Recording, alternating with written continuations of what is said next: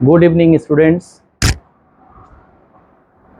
आज पुनः से पहले पूर्व के दिनों की भांति आज हम सभी लोग उपस्थित हैं।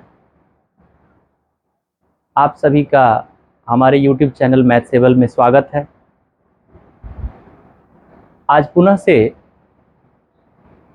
पीछे की वीडियो 9th क्लास की गणित अलजेब्रा पोर्शन था, जिसमें कि बताना चाहेंगे, एक बार फिर से रिव्यू में कर दूं कि वो अलजेब्रा बीजगणित जिसके कुल टोटल हम लोगों ने 5 भाग बनाया था, उस 5 भाग में से चौथे भाग तक हम लगभग पहुंच चुके हैं।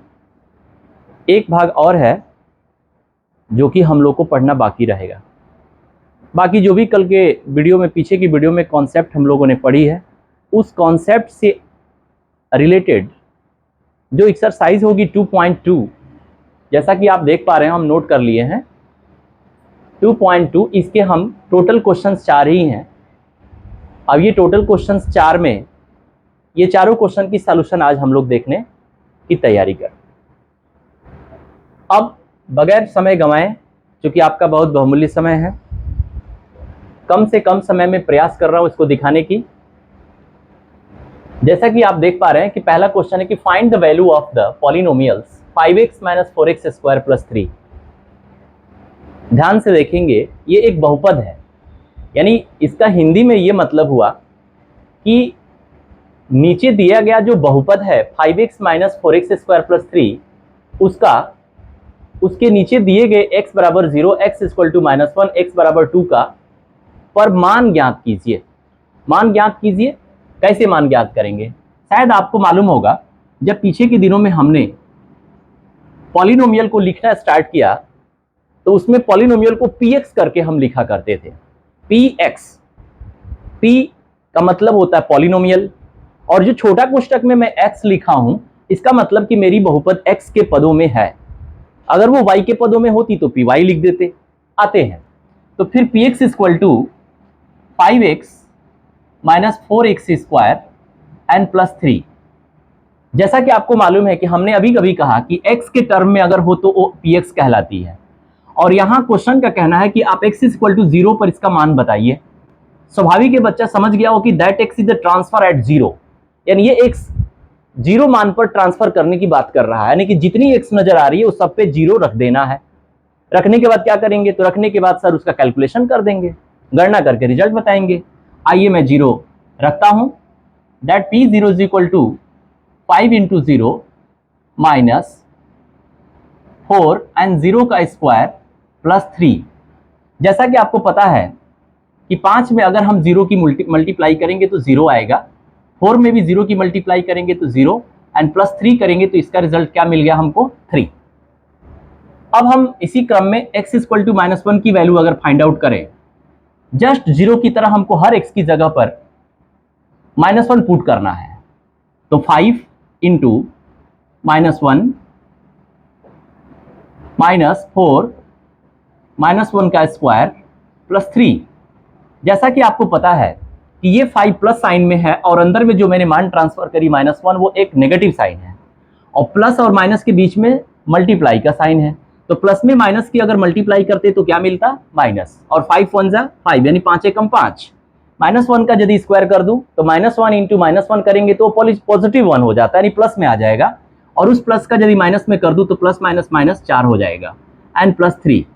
जैसा कि आपको मालूम है, बॉडमास का जो रूल होता है, हिंदी में बच्चे उसको बोलते हैं, काको पहले दूर करो, भाग को देहु लगाई, गुणा करो धन जोड़ के, ऋण को देहु घटाए। इसका मतलब बॉडमास में पहले हम ब्रैकेट की क्रिया करते हैं, उसके बाद ऑफ की क्रिया करते हैं, ओ ऑफ यानी का, उसके बाद डिवीजन की, उसके बाद मल्टीप्लिकेशन की, उसके बाद एडिशन की, उसके बाद सब्ट्रैक्शन की क्रिया करते हैं। अगर एक ही मैथमेटिक किसी स्टेटमेंट में ये सारे साइन आ जाते हों तो किसको किस क्रम में, किसके बाद किसको करते हैं, इसका एक क्रम निर्धारित है पहले से, जैसा कि सभी बच्चे जानते हैं। तो यहाँ पर आप समझ गए हो कि -5 और -4 को यदि ऐड करूंगा एक साथ होंगे तो -9 होगा, और -9 में +3 करेंगे तो कितना मिलेगा हमको? -6 मिलेगा। अब इसी तरह से हम P2 की वैल्यू पता कर लें। P2 का मतलब 5 × 2 एंड -4 × 2 का स्क्वायर एंड +3। इसका मतलब कि समझ गए होंगे 5 × 2 = 10, एंड माइनस 2 2 जा 4 4 जा 16 यानी 4 चौका 16 एंड प्लस 3। यहाँ भी देखिए प्लस साइन में 10 है और प्लस साइन में 3 है। 10 3 कितना होगा 13, और ये किस साइन में है माइनस, तो माइनस 16 में यानी कि ये 13 हो गया और माइनस 16। वैल्यू किसकी ज्यादा है, नेगेटिव की कि पॉजिटिव की, तो सर नेगेटिव की, तो साइन आपका ऋण का लग जाएगा और रिजल्ट 16 में से 13 घट करके कितना मिल जाएगा -3। इस तरह से पहले क्वेश्चन का तीनों ऑप्शन हम लोगों ने कंप्लीट कर लिया। इसमें कहीं कुछ कोई नियम की बात नहीं थी, बस इतना ही था कि हर पॉलिनोमियल के हर एक्स पर वो मान ट्रांसफर करना था जो मान क्वेश्चन की तरफ से दी गई है। अब हम क्वेश्चन 2 में आते हैं। Find P0, P1 and P2 for each of the following polynomials. इसका मतलब ये हुआ कि नीचे के दिए गए जो बहुपद दिए गए हैं, बहुपद पॉलिनोमियल्स, इस पॉलिनोमियल्स को हम P0, P1, P2 के अकॉर्डिंगली मान बताएंगे कि इस बहुपद का अगर P0 में करूं तो कितना मान होगा, अगर इसी बहुपद का अगर P1 पे करूं तो कितना मान होगा, इसी बहुपद का अगर P2 पे करूं तो कितना मान होगा। आप समझ गए होंगे कि पहला क्वेश्चन दूसरा क्वेश्चन में कोई खास अंतर नहीं है, बस उसका क्वेश्चनिंग करने का तरीका अलग हो गया है। उसमें x इक्वल टू दे के कह रहा था और इसमें सीधे वो p के अंदर डाल करके बोल रहा है कि उसका मान बता दो, यानी कि दोनों क्वेश्चन एक तरह से कहा जाए सिमिलर है, एक जैसे हैं। आइए फिर भी हम देखते हैं इसको। अब हम इसको पहले P0 का मान बताऊं तो 0 का स्क्वायर माइनस 0 प्लस 1, जिसकी वैल्यू क्या होगी 1 हो जाएगी। आइए इसी का P1 का भी मान बता देते हैं। अब यहां पर अगर हम 1 का स्क्वायर करें -1 एंड +1, तो जैसा कि आप देख पा रहे हैं -1 + 1 खत्म हो जाएगा, ये सिर्फ 1 बचेगा। आइए P2 का मान बताते हैं। अगर P2 का मान बताऊं तो 2 का स्क्वायर -2 + 1, जैसा कि आपको मालूम है ये 2 दूनी की 4 होगा और 4 ये धन है और एक धन एक यहाँ भी है, तो 4 1 5, 5 में से 2 घटेगा तो कितना आएगा 3। इस तरीके से हमने जो पहला बहुपद था उसका तीनों मान हमने ज्ञात कर लिया। इसी क्रम में तीसरा भी ज्ञात करते हैं। PT इक्वल टू, अब यहाँ थोड़ा सा सोचने वाली बात है, सर ये तो बड़ी स्टाइलिश बहुपद है। जी बिल्कुल, क्योंकि ये T के टर्म में लिखा गया है, T के टर्म में लिखा गया है, तो T के टर्म में, T के टर्म का मतलब होता है कि T के टर्म में यदि है तो T के टर्म में यानी कि T की वैल्यू हम प्रतिस्थापित करेंगे। इसका मतलब कि PT के लिए हमको पहले P0 का मान चूंकि कहा गया है निकालने के लिए, आइए रखते हैं मान 2 0 + 2 0 का स्क्वायर एंड -0 का होल क्यूब। जैसा कि मालूम है जितने भी जीरो दिखाई दे रहे हैं वो हर जगह जीरो हो चुका, सिर्फ और सिर्फ 2 बचेगा। इसमें कोई बहुत ज्यादा लफड़ा नहीं है, सिर्फ 2 मिल गया।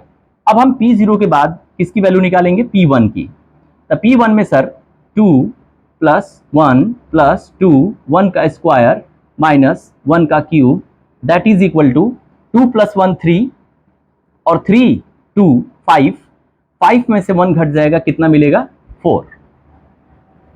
इसका भी संभवतः आपने मान निकाल लिया। अब हम P2 का मान निकालने जा रहे हैं, तो 2 + 2 + 2 2 का स्क्वायर -2 का होल क्यूब, इट मीन्स 2 2 4 4, और यहां हो गया 2 2 जा 4 2 जा 8, तो ये 8 और +4 कितना हो गया 12, और 12 में से अगर 8 माइनस करेंगे, 8 है सर, तो हाँ 2 का क्यूब है ना, तो 2 का क्यूब का मतलब 2 दूनी की 4 दूनी की 8, तो 12 में से 8 घटेगा तो कितना मिलेगा 4 मिलेगा। इस तरीके से हमने इसके तीनों मान ज्ञात कर लिया। अब नीचे आते हैं, इसमें भी हमको ज्ञात करना है, यहां भी रख लेते हैं 0 दैट 0 - 1 एंड हियर 0 + 1। आपको जैसा कि पता है कि 0 में से यदि 1 माइनस करेंगे तो -1 आएगा, और 0 में 1 प्लस करेंगे तो 1 आएगा। अगर -1 में 1 के बीच में मल्टीप्लाई है तो वो कितना रिजल्ट देगा -1। अगर P0 के बाद 1 का मान ज्ञात करना था, यानी 1 - 1 0 एंड इनटू बीच में है 1 + 1, ये पता है कि 1 + 1 2 होगा, लेकिन पहले ब्रैकेट में चूंकि 1 - 1 0 हो चुका है, अतः 0 × 2 करेंगे तो 0 मिलेगा। इसका मतलब ये रिजल्ट कितना मिल गया 0। अब हम P2 की बात कर दें, P2 अगर करते हैं तो P2 का मतलब 2 - 1 in the first bracket and second 2 + 1। अब ये रिजल्ट 2 - 1 करेंगे तो कितना मिलेगा 1, और 2 1 3, यानी कि ये मिल गया आपको 3। इस तरीके से हमने अपने क्वेश्चन 1 एंड 2 को कंप्लीट कर लिया। अब बात आती है हमारे क्वेश्चन नंबर 3 की। अब क्वेश्चन नंबर 3 में जैसे ही हम आएंगे, क्वेश्चन नंबर 3 में कह रहा है वो कि verify whether following are the zeros of the polynomial and indicated against them. इसका तात्पर्य ये हो गया कि जो भी नीचे दिया गया बहुपद है, इस बहुपद के आगे में जरा गौर कीजिएगा, कुछ मान दिए गए हैं, इस मान की जांच करनी है कि क्या इस बहुपद का एक जीरोज है। याद कीजिए पीछे की वीडियोज में हमने जीरोज की बात करी थी। जीरोज को एक और अन्य नाम से जानते हैं, रूट कहते हैं। रूट का एक अन्य और नाम होता था जिसको सोल्यूशन बोलते हैं। इसी को हिंदी में जीरोज को शून्यक कहते हैं। यानी जो भी बहुपद दिया गया उसके सामने एक शून्यक है। लेकिन आपको जांच करनी है कि जब यदि शून्यक है तो फिर इसमें करना क्या है। आपको जांच करनी है कि क्या ये इस बहुपद का शून्यक है कि नहीं, हाँ या ना में जवाब देनी है। ये कैसे पता करेंगे? तो इसका एक तरीका होता है। तरीका कोई यूनिक नहीं, वही तरीका जो आपने पहले और दूसरे क्वेश्चन में किया है। यानी पूरी एक्सरसाइज के सारे अभी तक जितने भी क्वेश्चन किया वो सब एक जैसे हैं। ओ, इसका मतलब कि ये मान हम तब उसमें डाल दें और डाल करके ये स्पष्ट करें कि क्या ये मान उसको संतुष्ट करता है कि नहीं, सेटिस्फाई करता है कि नहीं। वो कैसे? तो सर मान रखने के बाद यदि ये पॉलिनोमियल जीरो दे देती है तो जीरो देने की अवस्था में हम कहते हैं कि हाँ इसका जीरोज है, और अगर जीरो नहीं आता है यानी शून्य नहीं आता है तो कहते हैं कि इसका जीरोज नहीं है, यानी इसका शून्यक नहीं है। आइए चेक करते हैं। हो सकता है कि कुछ जीरोज होंगे, कुछ नहीं भी हो सकते हैं। आइए चेक करते हैं। px, अब यहां से मैं सॉल्यूशन कर रहा हूं। px यानी p minus 1/3 that is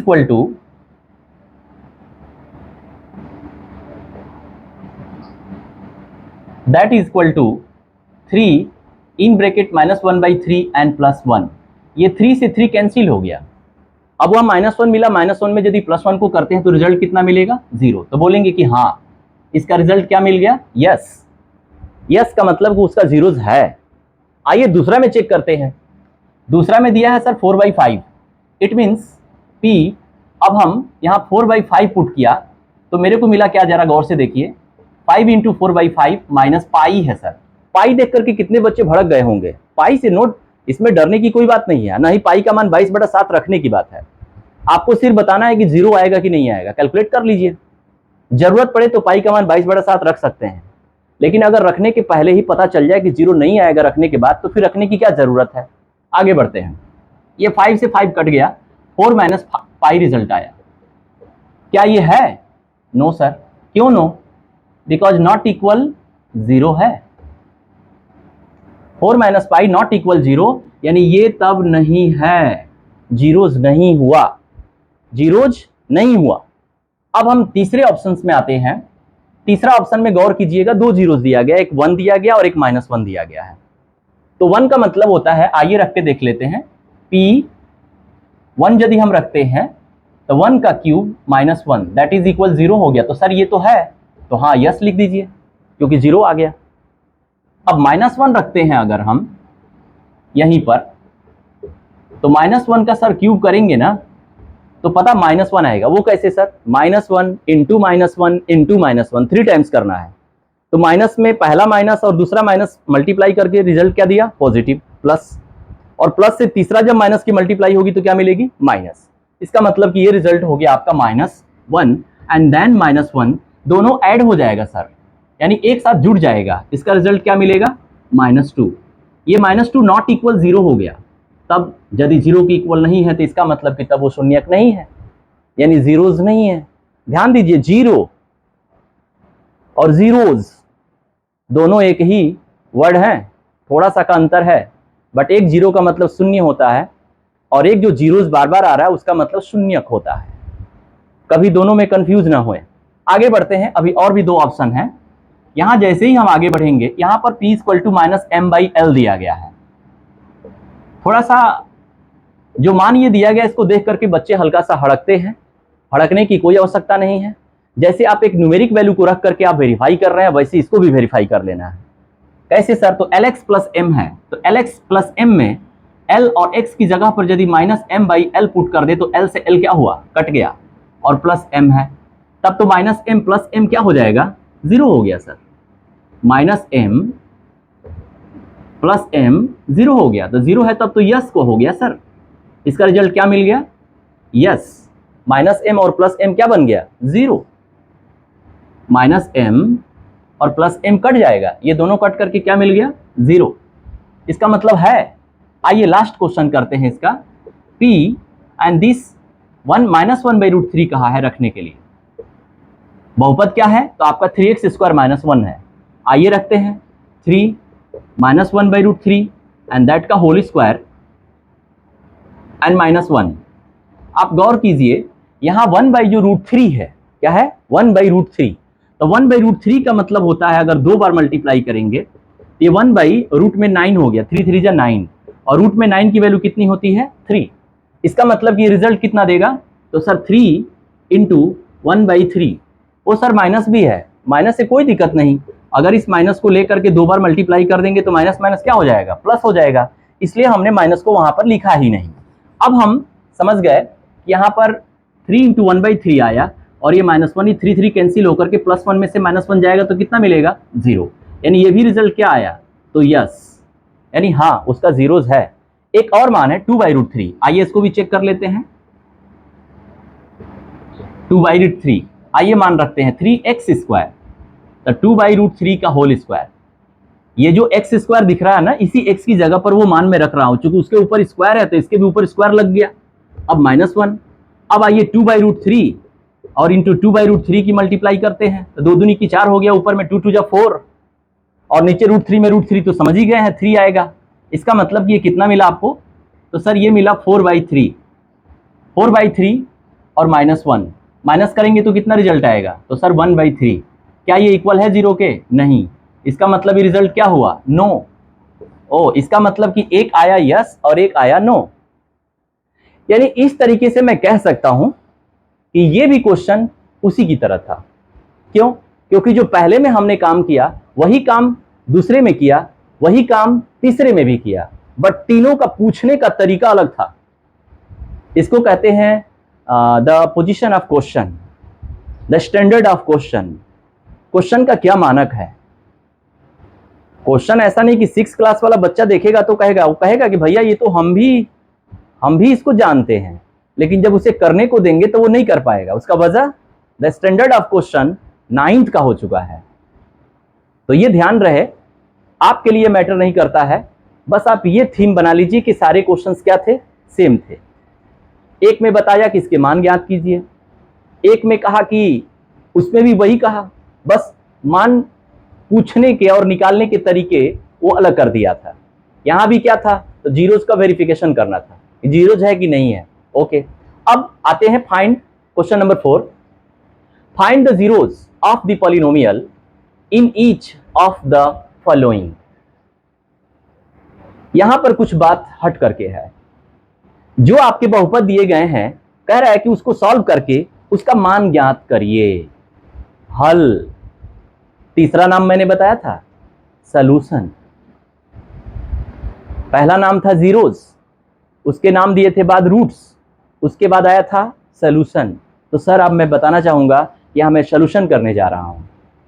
solution करने का तरीका क्या होगा, तो अभी मैं जो देख रहा हूं आपके बुक के अकॉर्डिंगली जो क्वेश्चन दिख रहे हैं, ये सारे क्वेश्चन एक प्रोसेस पर हैं, जिसको आप याद कीजिए, पीछे की कक्षा में आप पढ़े हैं, इक्वेटिंग प्रोसेस, पक्षांतर विधि। कौन विधि, पक्षांतर विधि। वो क्या होता था सर, तो उसमें कोई एक इक्वेशन के फॉर्म में कोई गणितीय समीकरण होता था, जिसमें हम जिसका मान ज्ञात करना होता था, उस मान को हम रखते हुए सारे उसके बाद वाले पद को हम ट्रांसफर करते थे किसी दूसरे वाले में। आइए यहां ट्रांसफर करते हैं। Now if px is equal to 0 then x plus 5 is equal to 0। तो यहां से x इज इक्वल टू क्या मिल गया, -5। ये कैसे सर, तो 5 को जब उधर लेके जाएंगे तो ऋण 5 हो जाएगा। ओ हो गया, तो हाँ सिंपल, इसका रिजल्ट मिल गया। अब जब हम इसको करते हैं तो यहां भी px इक्वल टू 0 करेंगे। अगर 2x plus 5 is equal to 0 करते हैं तो sir 2x is equal to -5 होगा। अगेन जब इसको अगले स्टेप में ले जाएंगे सर, तो x इज इक्वल टू -5/2 मिल जाएगा। आइए तीसरा को करते हैं। अगर यहां भी px इक्वल टू 0 करते हैं तो 3x - 2 is equal to 0 and that 3x is equal to -2 को उधर ले जाएंगे तो 2 बनेगा, और अगले स्टेप में जाएगा ये 3, तो 3 में x का संबंध गुणा का है, यदि दाहिना पक्ष में जाएगा तो भाग हो जाएगा, यानी वो मिल गया आपका 2/3। आइए तीसरा फोर्थ ऑप्शन करते हैं, यदि पी एक्स इक्वल टू 0 करते हैं यानी कि 3x बराबर 0, तो यहाँ तो सर x बराबर 0/3 करेंगे तो 0 ही होगा, यानी इसका मतलब आ गया रिजल्ट 0। आइए लास्ट ऑप्शन करते हैं, इसको भी पी एक्स इक्वल टू 0 करते हैं यदि, तो C X plus D that is equal to अगर 0 हम करते हैं तो पहले हम d को लेके जाएंगे उधर की तरफ, तो माइनस डी हो गया, अब फिर x is equal to minus D by C मिल गया। इसका मतलब कि आपने जो भी उत्तर निकाला वो यहाँ पे निकाला, ये फिर यहाँ निकला, फिर यहाँ निकला। मैं बताना चाहूंगा कि सी एक्स प्लस डी को उनको बड़ी सुकून मिलता है यदि न्यूमेरिकल अंक मिलता है, तो आंकिक प्रश्न बच्चों को आंकिक को देखते हैं तो खुश हो जाते हैं, कैलकुलेशन कर लेते हैं, लेकिन वही आंकिक की जगह यदि कोई बीजीय व्यंजक के रूप में देने लगता है तो वहां पे थोड़ी परेशानी होती है, बट परेशान होने की जरूरत नहीं है, सेम उसी तरह व्यवहार करना है जैसा कि हमने न्यूमेरिकल में किया था, आंकिक जो अंक होते हैं उसके साथ किया था। तो इस तरीके से हमने, बहुत सारे बच्चों का कमेंट था कि सर आप कॉन्सेप्ट के साथ साथ एक्सरसाइज के भी लगभग सभी क्वेश्चंस को आप सोल्यूशन दें। मैंने कहा ठीक है, इसलिए मैंने अपने जैसे ही कॉन्सेप्ट कराता हूं, कॉन्सेप्ट से जितने भी कोरिलेटेड क्वेश्चंस हैं एक्सरसाइज का, एनसीईआरटी का, उसको मैं करता हूं। एनसीईआरटी के बाद कोई अदर बुक भी मैं चला सकता हूं, बट उसके लिए थोड़ा टाइम लगेगा इसको करने के बाद। तो फिर मेरी प्रयास रही आपको समझाने की, ये सारे क्वेश्चंस मैंने किया, इसमें कहीं कोई दो मत नहीं है, सभी सेम थे। तो आज यहीं पर अपना हम प्रोग्राम समाप्त करते हैं, और एक बात ध्यान रखेंगे कि अगर आपको सॉल्यूशंस मेरा अच्छा लगा, आपको समझ में आया, तो आप जरूर मेरी वीडियो को कमेंट करें, अच्छा लगा तो शेयर भी करें और सब्सक्राइब भी करें। धन्यवाद।